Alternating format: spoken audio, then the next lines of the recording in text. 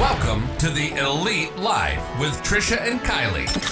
This is where we'll teach you how to develop grit, give yourself grace, and succeed in real estate. So let's dive in.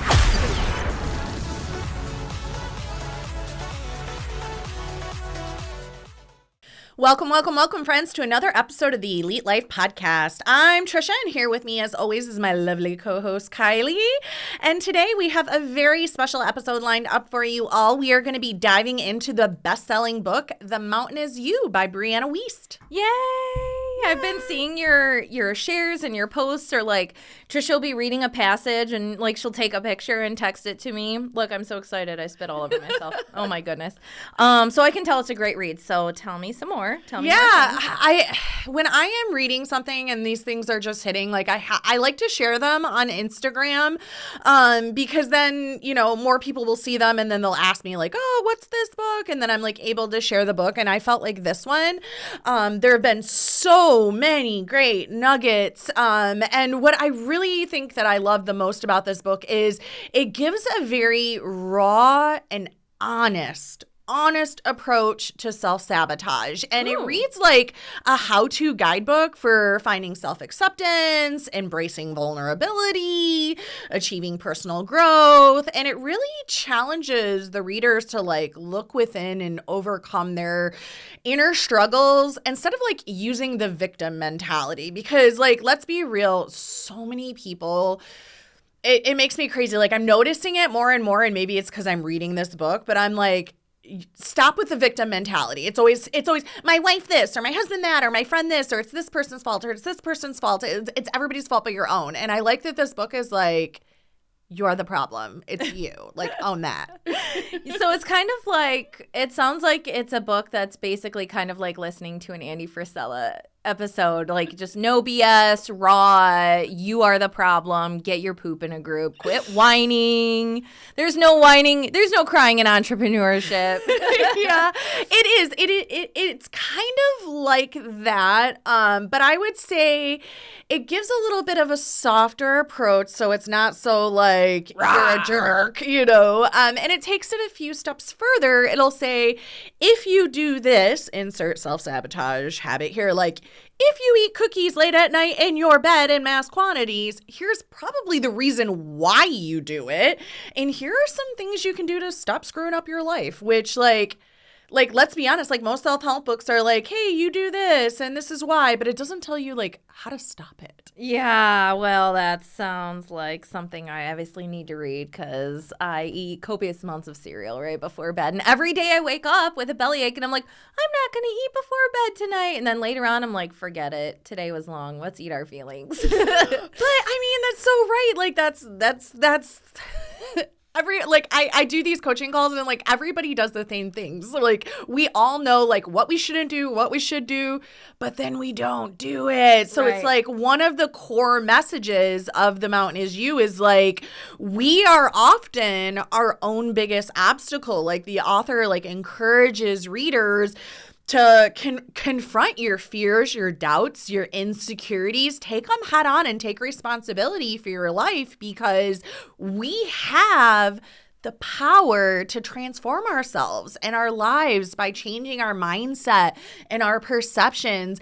And if you're using that victim mentality, you don't have that power. So you have to own your stuff so that you can reclaim your power. Yeah, and I think that it probably resonates so much with you because of the massive personal and professional transformation that you have even seen in your own last, 10, 15 years of business and living and just taking control. I mean, if you think about Trisha 20 years ago, where was Trisha 20 years ago? Yeah. And where is she now?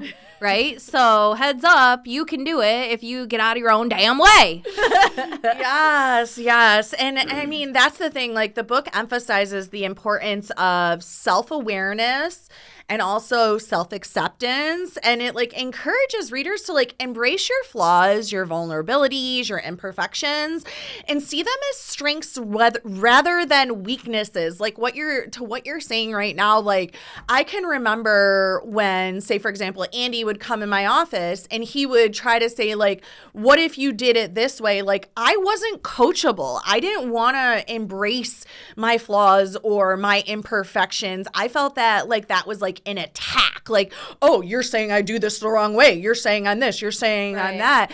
And instead, now I'm like, how could I make this better, right? Like I am more open to being my true authentic self and getting uncomfortable with my vulnerabilities and opening myself up to say like this is a positive. My weaknesses and my vulnerabilities are actually strengths because I can grow through learning how to get better at those things. Yeah, and I remember you once said like your perception, and I don't remember where you said you got it, your perception of yourself, your life, your job, your relationships, that could be your passport to paradise, or it's going to be your prison that you live in. Yeah. You know, it's that simple. Pastor Stephen Furtick.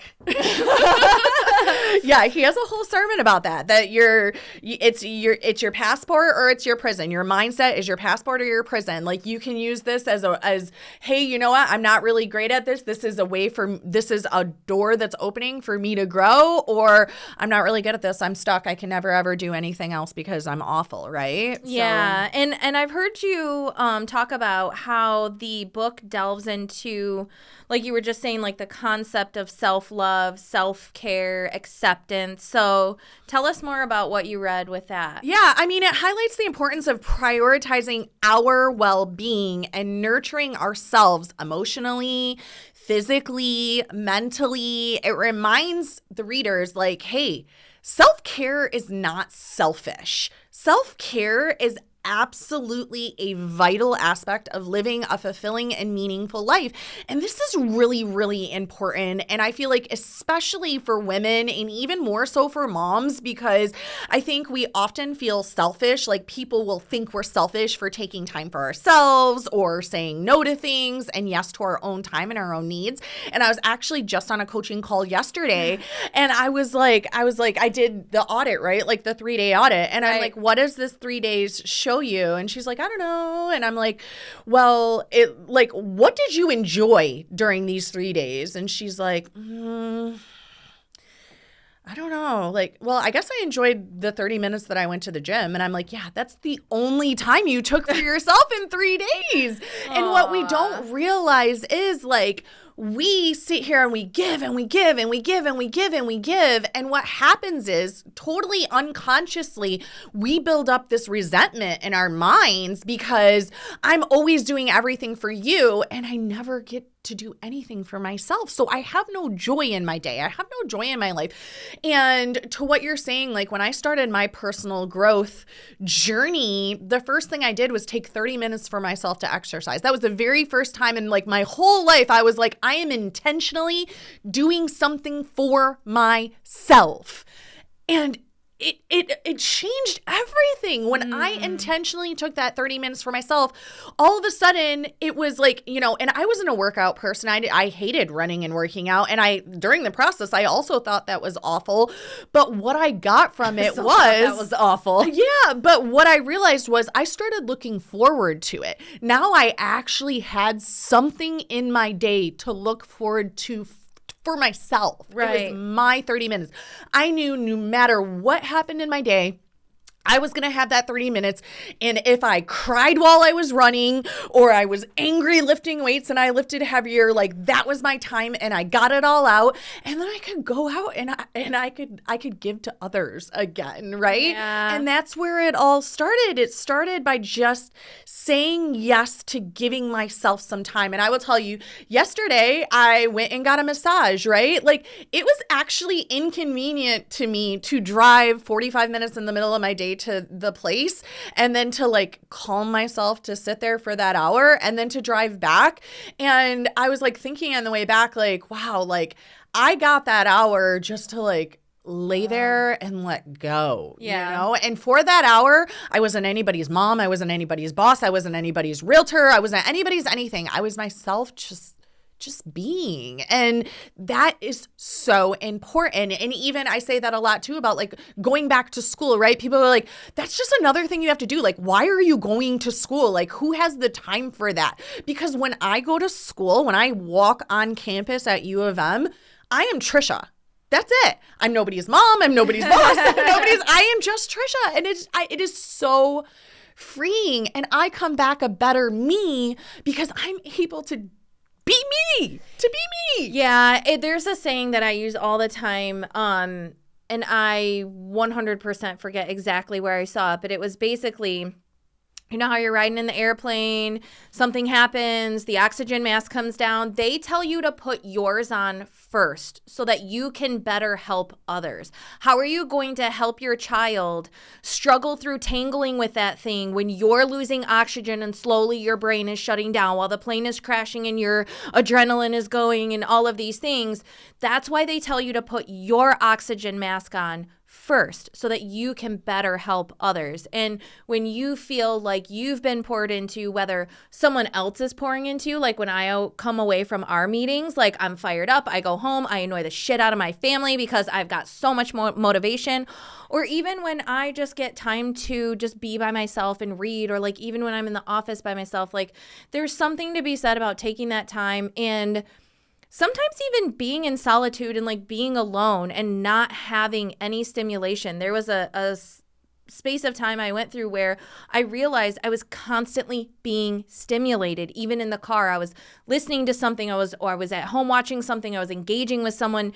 And so I come to this spot where I don't get it every day, but I try to find some time for myself, at least a little bit during the week, where I have no stimulation. And I'm not sleeping. I don't have the lights off or anything. I'm just outside walking. Yeah. I'm just walking the dog, or I'm just sitting in my car with no radio. It is so revitalizing. Yeah, and I think one thing to remember too, especially for parents, moms or dads, here's the thing. How you live is teaching your children how they should live. Right. So if you live constantly stressed out, not taking care of yourself, angry, grumpy, you walk in, your face is my day was awful, this, suck.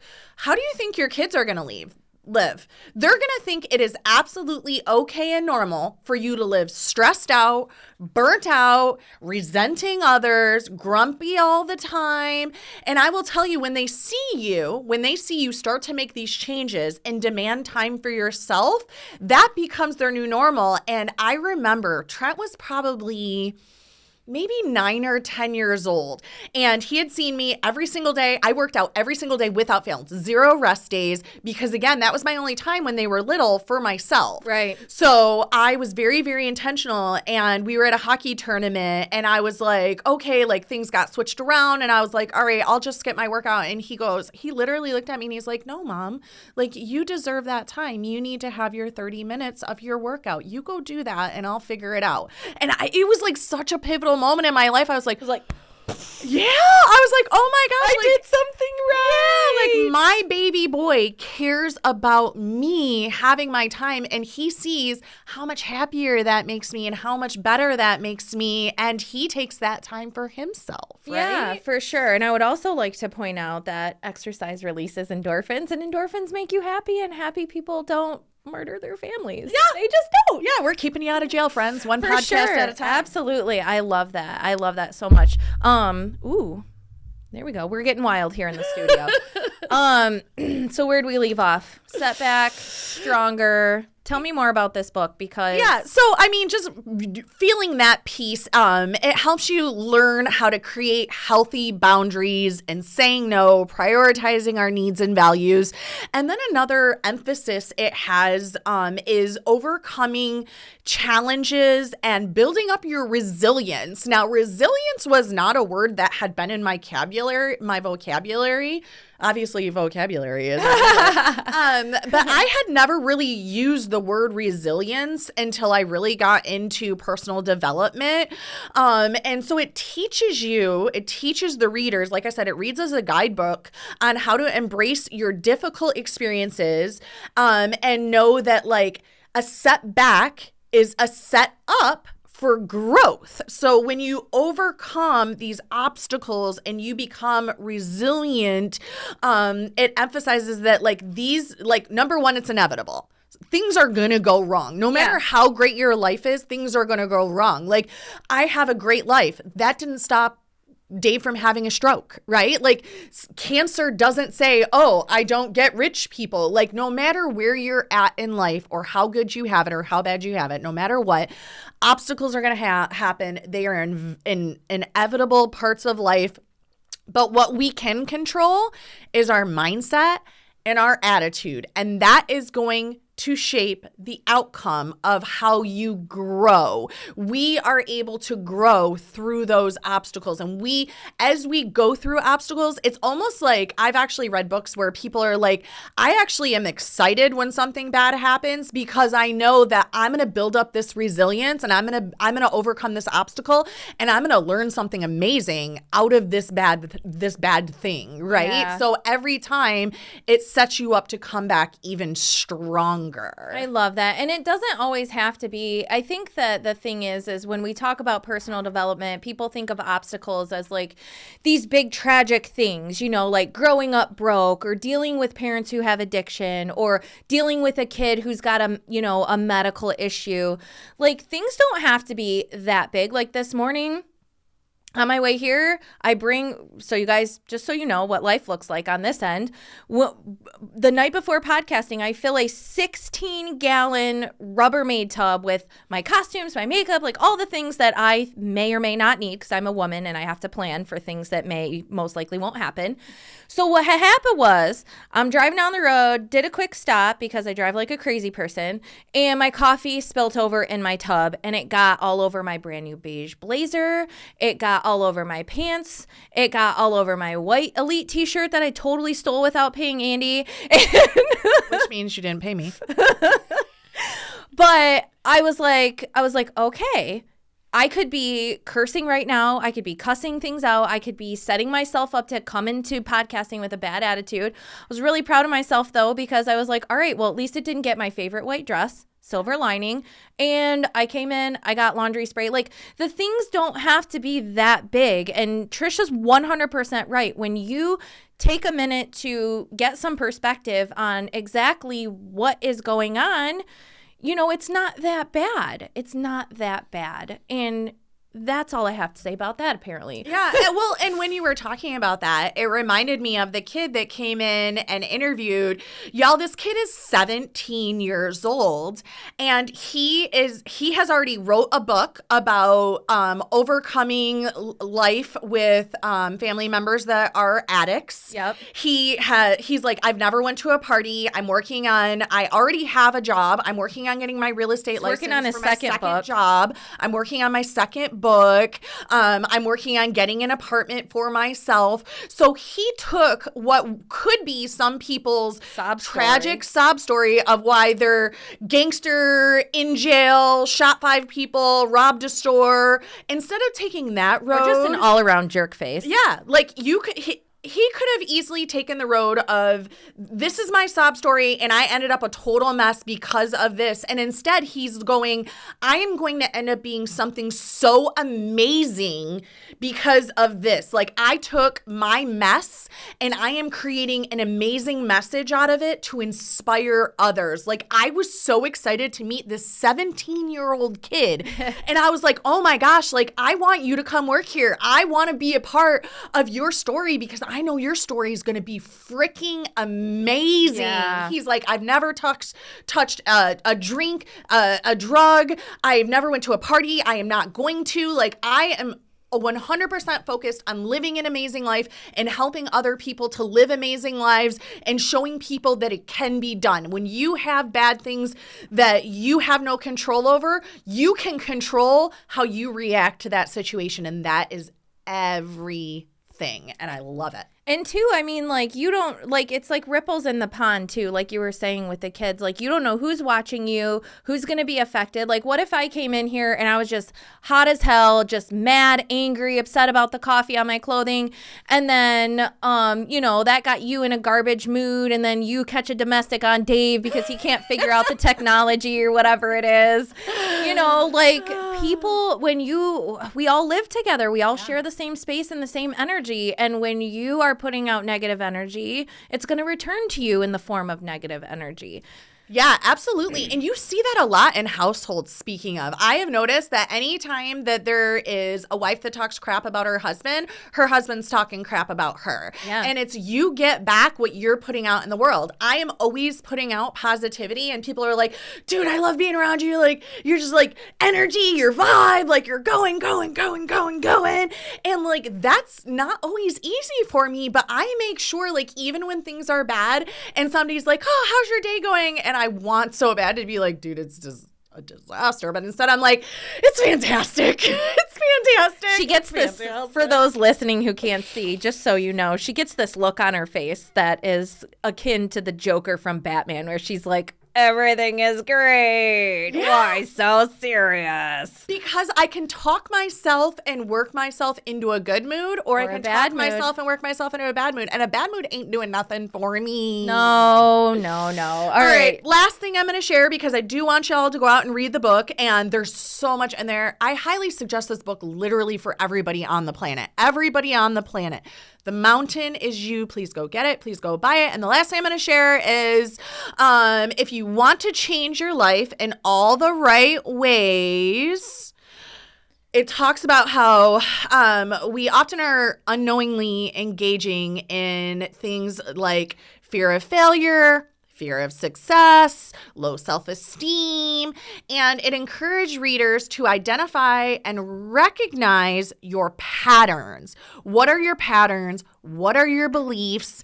And it provides practical strategies on how to overcome them. It emphasizes the importance of cultivating self-compassion and practicing positive self-talk, which we were just talking about, to counteract the negative thought patterns that lead to self-sabotage. So what you are saying to yourself is absolutely going to happen. What you believe is absolutely true. So who told you that? Who told you that rich people are jerks? Who told you that you're too stupid to become a doctor? Who told you that? Because you need to tell yourself what you want your life to look like. I need to tell myself I am worthy, I am successful, I am amazing every day, even when I don't believe that for myself. Yeah, that's good advice, because I feel like we live in such a negative society where everyone is just some kind of victim, and you don't have to live in that space. You don't have to live there, people. Don't live there. I mean, I've got stuff in my past, you got stuff in your past, where if we told our full unfiltered stories, nobody would blame us. Nobody would blame us for playing that victim card. No. Not even in the slightest. But it's not doing anybody any favors. It's not paying my bills. It's not enhancing my relationships. And so we just slip that card back into the deck, and that's that. Yeah, we have to believe that the universe wants us to win, because the universe does want us to win.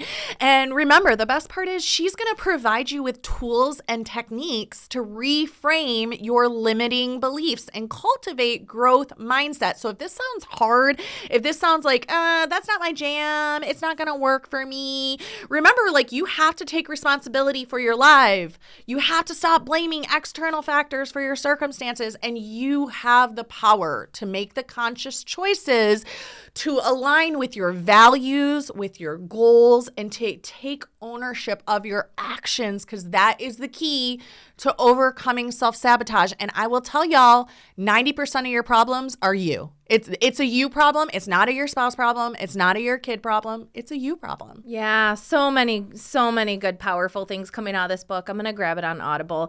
Thank you so much. Is that our time? I think it's our time. We're so glad that you stopped by. We know that you have a plethora of listening pleasures to choose from, and we're delighted that you're pleased with us. So don't forget to come back. Every Thursday, we drop a fresh new episode of Elite Life Podcast. We're on YouTube. We're on Spotify. We're on Audible. We're on iHeart Radio. We're on Google and Apple Podcasts. We're literally literally everywhere. So let us know if you got the book. Let us know if you liked it. Let us know if you thought it was garbage. And come back next week. Listen, like, subscribe, and share. Bye. We thank you so much for joining us today on the Elite Live with Trish and Kylie. Be sure to share the episode with a friend so we can continue bringing you more great tips on grit, grace, and real estate. You can also connect with us on Instagram, Facebook. We hope the ideas we share continue to help you build an empire and leave a legacy.